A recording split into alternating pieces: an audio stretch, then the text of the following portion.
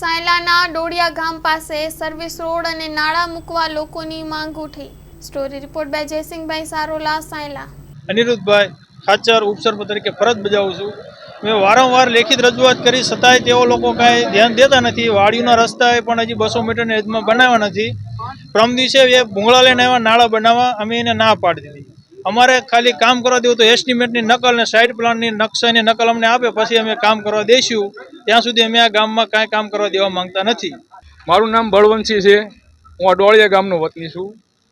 જેમાં સમસ્યા તો અમારે અહીંયા તો ખૂટે એવું જ નથી, પણ આ તંત્ર નિંભર થઈ ગયું છે। કાંઈ આંખું આમ બંધ કરી દે છે, અહીં નીકળે ને ત્યારે આંખું બંધ કરી દે છે।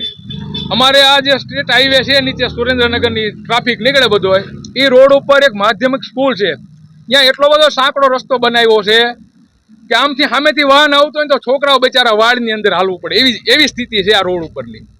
હજારો વખત રજૂઆત કરી છે। આ કોન્ટ્રાક્ટરના માણસો લગભગ 500 વખત સર્વે કરી ગયા, પણ એની ઉપર ક્યાંય ધ્યાન જ નથી દેતા। અમારા મત વિસ્તારના ધારાસભ્ય કિરીટસિંહ રાણા સાહેબ છે, એમને ખબર જ છે રજૂઆત કરવાની હજારો વખત અહીં નીકળે છે। આ હાઈવે પર જ એમની મિટિંગ હોય છે। મારું નામ રમેશભાઈ મેર। હાલમાં નેશનલ હાઈવે એમાંય તે ખાસ કરીને ડોળિયા બાઉન્ડ્રી ગામ એવું છે કે મોટા ભાગે ખેતી સાથે જોડાયેલા ખેડૂત વર્ગ છે ને મજૂર વર્ગ છે। સતત ને સતત જ્યારથી નેશનલ હાઈવે બનાવવામાં આવ્યો છે ત્યારથી ડોળિયા ગામને 6 લાઇન કર્યો ત્યારથી મોટા ભાગે હાલાકી જ ભોગવવી પડે છે। કારણ કે બંને બાજુ જે સર્વિસ રોડ કરવામાં આવ્યો છે અને જે 200 મીટરની રેન્જમાં જે હોવી જોઈએ અને પડખે જે જગ્યા હોવી જોઈએ જગ્યા નથી।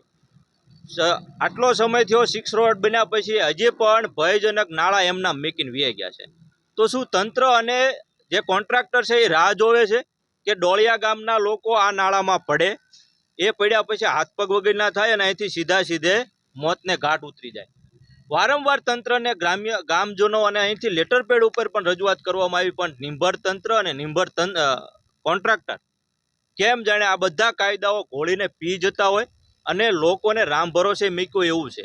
તંત્ર પણ અહીંથી વારંવાર નીકળતું હોય, બધા પદાધિકારીઓ પણ નીકળતા હોય, નેતાઓ પણ અહીંથી નીકળતા હોય। શું તમને ડોળિયા ગામની આ સમસ્યા નથી દેખાતી કે તમે કરવા નથી માગતા?